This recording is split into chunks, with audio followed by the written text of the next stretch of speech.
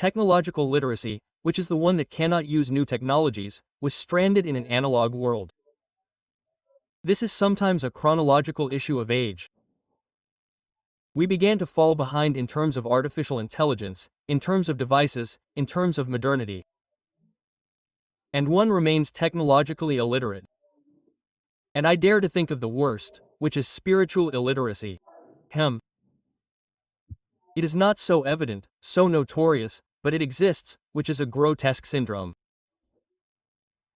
Spiritual illiteracy is grotesque, it is almost irrational, and I believe that it is affecting us in an alarming way.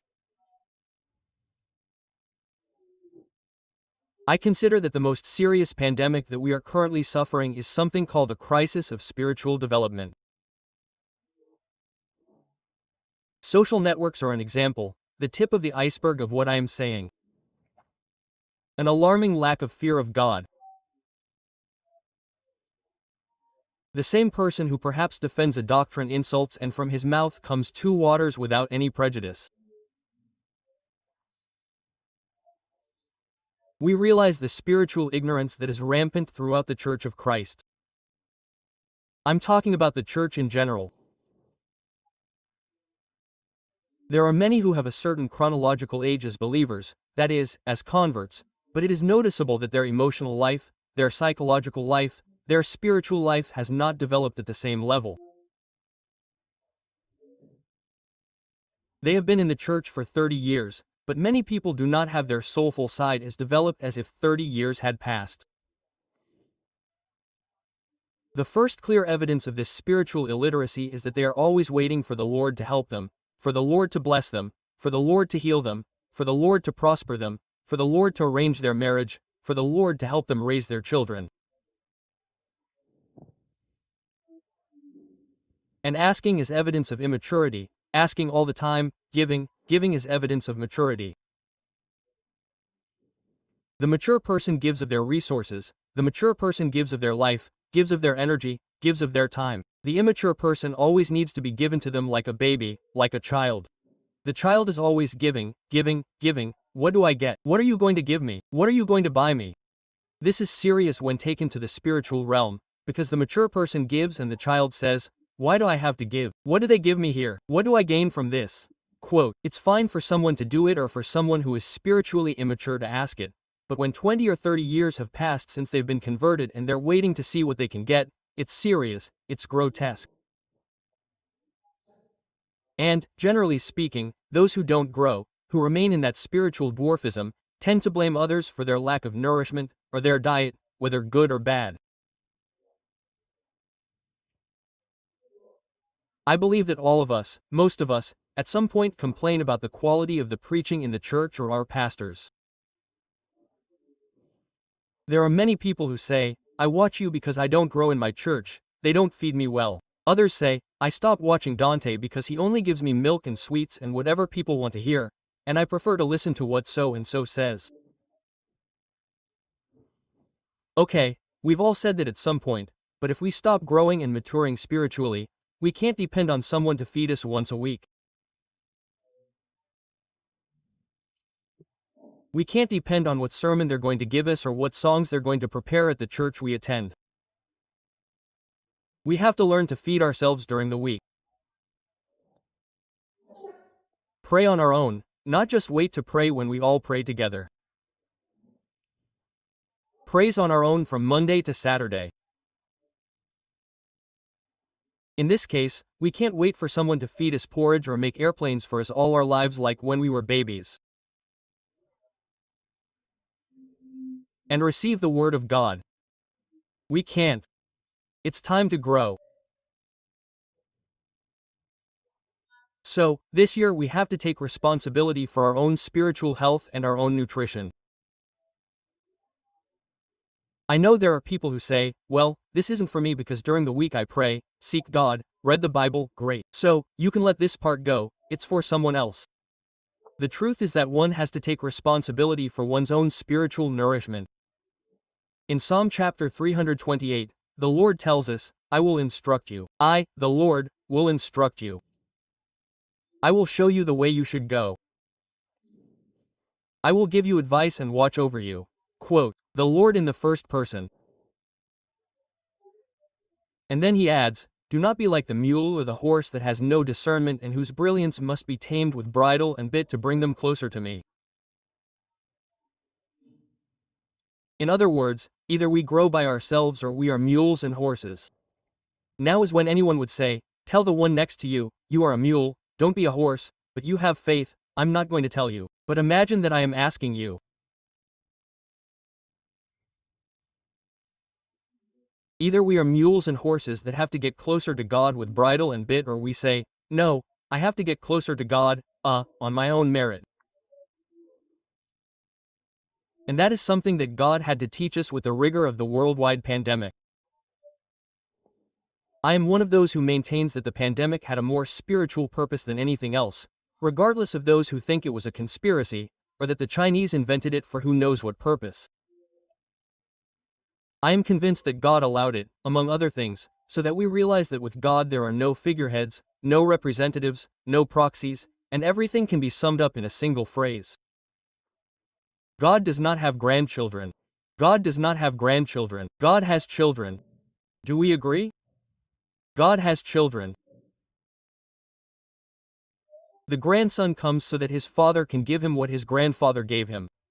The grandson sits down, people with the spirit of a grandson. I come to church so that the pastor can tell me what God wants from me. And why don't you talk to God? And no, because I don't want to talk to my grandfather, it's better if I talk to my father. So they are grandchildren, they don't want the commitment of getting close to God. As they told Moses, go yourself into the presence of God and tell us what he wants for us. They preferred a vicarious spirituality. A borrowed spirituality, and I believe that we have to make the decision to say, no, this year I don't want any more borrowed spirituality. Tomorrow I'll die or I'll go, Argentina becomes champion and I'll go with the national team to celebrate again, I don't know. Quote. And the one who says, no, but I'm going to receive every Sunday. What's going to happen to your life, or in the church where you attend? One has to say, I have to nourish myself on my own. I have to have a reading diet. I have to learn to read the scriptures on my own. I have to seek God in my room. We'll talk about this in a moment. But one has to make the deliberate, arbitrary, intentional decision not to depend on someone to feed us porridge. For a while it's fine, but as we talked about a couple of weeks ago, when one is drinking milk, when one is a baby, it's fine, then one has to grow to the point of nourishing oneself. The mature always follows the truth. The immature person lives confused, carried away by the fads of new theologies. This is so that someone can say, how do I know if I am mature or immature by the end of the year? Well, this is a surprise test. The mature person has a life with purpose. They don't know how they are going to get there, but they have an objective. They say, I have a purpose. I visualize something. The immature person suffers from a permanent lack of direction. They don't know where they are going. Sometimes they are in favor of the devil, sometimes they are against him, sometimes they run into him, sometimes they are playing the fool, you have no idea. The mature person is willing to accept their mistakes, to acknowledge them, to overcome them in the grace of the Lord. Each year they discover themselves more, saying, wow, I have to change this, I have to change this temperament, I have to improve in that other thing. The mature person is always revolving around a vicious circle of sinfulness, of habits that they cannot break. They are always blaming others. Even the dog said to me, Amen. But it's a sneeze, right? It's a dog sneeze. I said twice they brought a dog. No, I don't know what a sneeze is. And my wife tells me, what I have to put up with, look.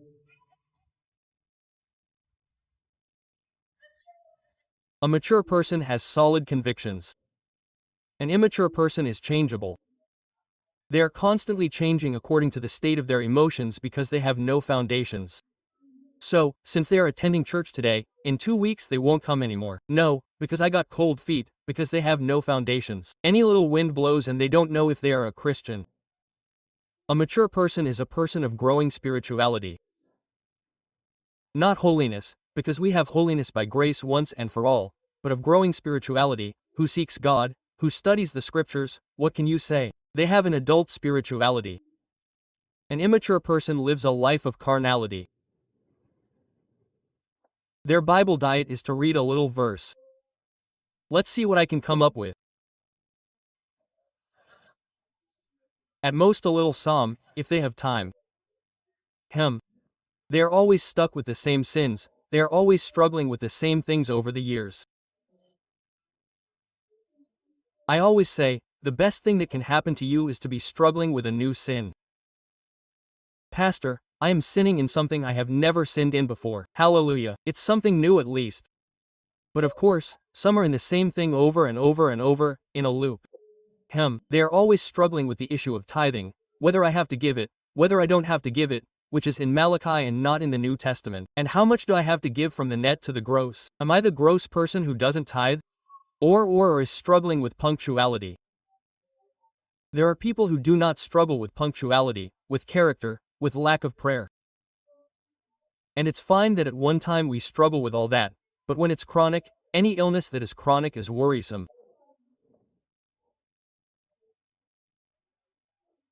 The second evidence of spiritual illiteracy or of that eternal childhood is the way in which the immature are attracted to the gifts more than to the fruit of the Spirit. If people are invited anywhere in the world, if they are invited to a prophetic, apostolic congress, one that says Night of Miracles, the temples are packed to the brim. Both. We bring the prophet so and so like they bring the little oracle so and so, to see what he tells me. They get desperate. Why? Because the child loves manifestations instead of fruit. All children always prefer chocolate or a sweet full of sugar to something healthy that will nourish them. All children prefer that. It's wrong. No, I'm not saying it's wrong, but we can't see them living on sweets. Only the adult is the one who wants to cultivate this year the fruit of joy, peace, patience, goodness, kindness, faith, meekness, self-control. Then the child wants prophecy, for someone to say a little word, for someone to pray to him, for him to fall, for him to tremble, because he is looking for the manifestation, the little gift, something outside. The adult says, no, I need to grow. What do I care if I fall in a church if it doesn't matter if I fall? But what do I do when I get up?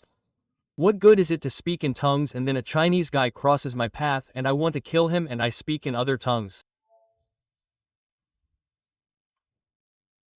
The third great evidence of immaturity is the inability to transfer life. Years go by and there are sterile people who have never led anyone to Christ. And instead of being producers, they are eternal consumers. What do they give me? What do I get out of it? They have never led anyone to Christ. Never. If we are children, our organs cannot reproduce. No matter how good a congregation's doctrine is, if it does not grow, if it does not multiply, if people are not giving birth, it is because it is a conglomeration of spiritually stunted people. That's how it is. There is no more academic or ethical way of saying it. They are spiritually stunted. Their fertility mechanisms are stunted, and instead of being a family, they become an orphanage. They cannot procreate. They cannot create spiritual children. And that is not the pastor's fault. The pastor does not father sheep. Sheep are the ones that beget sheep. And people say, well, but I invited someone. Yes, but inviting someone is not giving birth. Inviting someone is not leading someone to Christ. If I bring them to church, like that, but that is not giving birth. Giving birth is to say, I am leading someone to Christ in my work, my office, my university, my environment, my neighbors. I spoke to them about the Lord. The writer to the Hebrews said, by now you ought to be teachers, but you need milk instead of solid food. By now you ought to be teachers. Gee, what is he saying? By now you should be shepherding, leading people to Christ, not inviting people to church. And the fourth, and in my opinion the most alarming evidence of perpetual spiritual childhood, is idolatry. I believe that idolatry advances by leaps and bounds without us realizing it.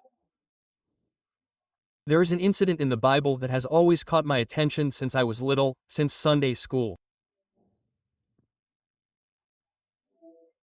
The incident appears in Numbers 21-4, where because of the gossip and murmuring of Israel, God allows snakes to enter the camp. The word literally says that the people spoke against God and against Moses. Among other things, they said, "Moses, why did you bring us out of Egypt to die in this desert? There is no bread here, no water. Our souls loathe this weak manna, which is not what we want. We miss the onions, the leeks of Egypt, and the papooses of Pharaoh."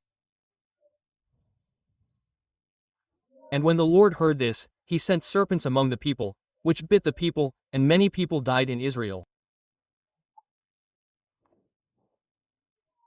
Then the people came to Moses and said, "Moses, we have sinned, we have been gossips, we have had the spirit of Dona Florinda, and we ask your forgiveness for having spoken against the Lord, against you.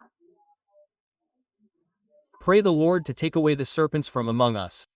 Do you know what it's like to go to bed? It appears under your pillow or between your blankets or between your sandals. When you walk," I said, "you're infested with asps." Then Moses prayed for the people, and the Lord said to Moses, "Okay, make a shiny bronze serpent, put it on a pole, and anyone who has been bitten, let him look at that bronze serpent and he will live."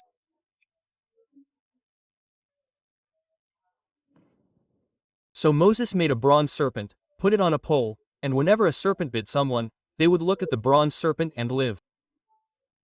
In other words, it was like a sort of immunity to the poison. The poison would finish them off. They would be bitten but they wouldn't die. It was the antidote. The antidote was to look at that bronze serpent. How strange, isn't it? And many theologians and commentators argue that that was the symbol, it was the symbol of the cross. That one looks up, looks at Christ crucified, and is healed of their sins, freed from their sins, healed from their illnesses. It surprises me that God would use a serpent as a symbol. He could have said, even a bronze lamb, if what he wanted was to reflect the cross. Even another little animal, I don't know, but a serpent. I dare to think that God wanted to make it clear that if he wanted to, he could remove the poisonous snakes from the camp. He did that and removed them, but he preferred that they activate their faith through a symbol. A symbol that, a priori, being a serpent, has nothing to do with God. It is a symbol. It was not a cross, typifying what was to come. I insist, it was not a lamb, it was a serpent. I want you to look at it. And it is the antidote to the poison. The heart of the matter, is that after people were healed by looking at the serpent, they began to like it, and the people of Israel idolized that bronze serpent for almost 700 years. It was the miraculous serpent. They took walks towards the serpent. I know it sounds strange, it is like saying a miraculous mother-in-law, but they idolized it. They made the symbol an idol and it took the place of God. Until a king years later, I insist, 700 years later, understood that there was nothing above God and that people put blessings above the one who blessed. People, I will say it again, put blessings above the one who blessed. And, 2 Kings, chapter 18, verse 4, relates that Hezekiah, that was the king, removed the high places, broke the images and broke into pieces the bronze serpent that Moses had made, because until then, the writer clarifies, they burned incense to it, all the children of Israel brought it offerings, and he called that serpent Nustan. This king said, let's destroy it because it was good for a season, for a time, not for worship. Our nature is idolatrous by nature, by essence and by excellence. We need to touch, we are all like St. Thomas, we need to feel or read. Imagine if today they discovered the remains of the true cross. Archaeologists found a little piece, a splinter of the true cross. The Pope would immediately travel, beatify him, and we would all be there. There would be a lot of people worshipping the splinter, or if they found a nail, or the crown of thorns, and they would say, this is the crown of thorns. There is the Holy Shroud, which has been shown to be apocryphal, that it is not real, however, people worship it just the same. Or the Holy Grail. Imagine if they found the cup that Jesus drank from at the Last Supper, or they found the very Ark of the Covenant that God never allowed them to find again. For those who are doubting, Indiana Jones didn't find it.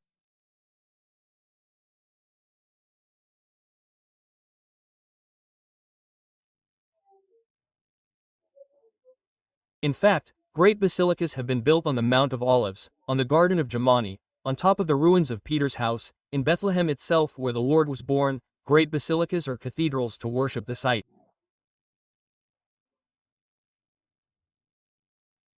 So one of the greatest dangers of idolatry is that what we worship shapes who we are. You might say, what does this have to do with immaturity? I'll get back to you. Psalm chapter 115 warns us clearly about the danger of idolatry. It says, "Idols are silver and gold, the work of human hands." Those who worship them and trust in them are like them. That is to say, who we worship, what we worship, that thing we worship or that being we worship, determine who we become. If we fix our eyes on something that is not the true God, we become that, something false, something that is not real. Wrong worship corrupts us. Worship focused on the wrong thing corrupts us. And it is not about whether or not we are worshipers. We are all worshipers of something. The issue is what we worship or who we worship. And I have always maintained the idea, and the friends and pastors that I have fewer. I started as Roberto Carlos. I have a million friends, and now I am more alone than Maduro on Friendship Day, but I am alone with these messages.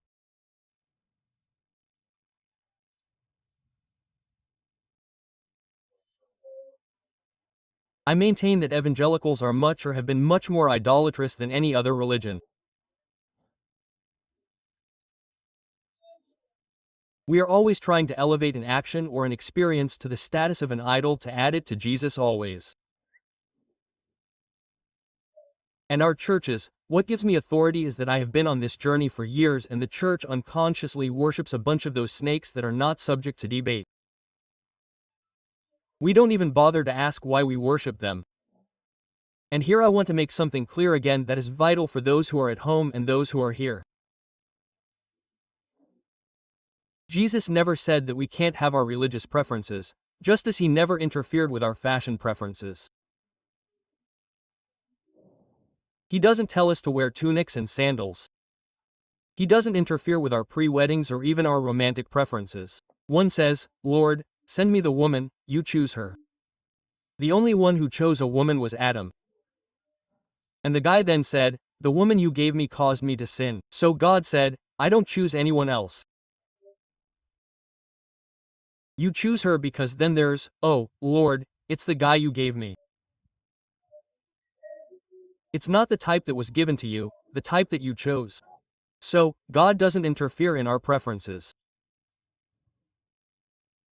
And as far as religion goes, there's nothing wrong with preferring people who like traditional music or going to a church that has more contemporary, more rock music.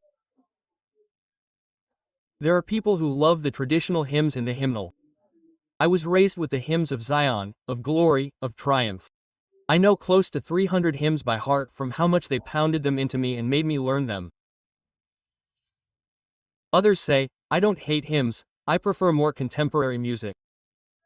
There's nothing wrong with preferring a congregation that looks like a disco with a screen, with a light show, or saying, no, I like a building with a bell tower and wooden seats. That means you have to change your seat every 2 minutes. We really do have the hymnal in the seat in front of us, and we just take it out of there. There are churches that are like that. There's nothing wrong with people saying, I choose modern preachers even for what they wear. There are preachers with a lot of yin, skinny jeans, earrings, tattoos, sneakers. Others say, no, I like the classics, or the other way around. Jesus simply said, don't let that plethora or melting pot of preferences and traditions become laws or doctrines.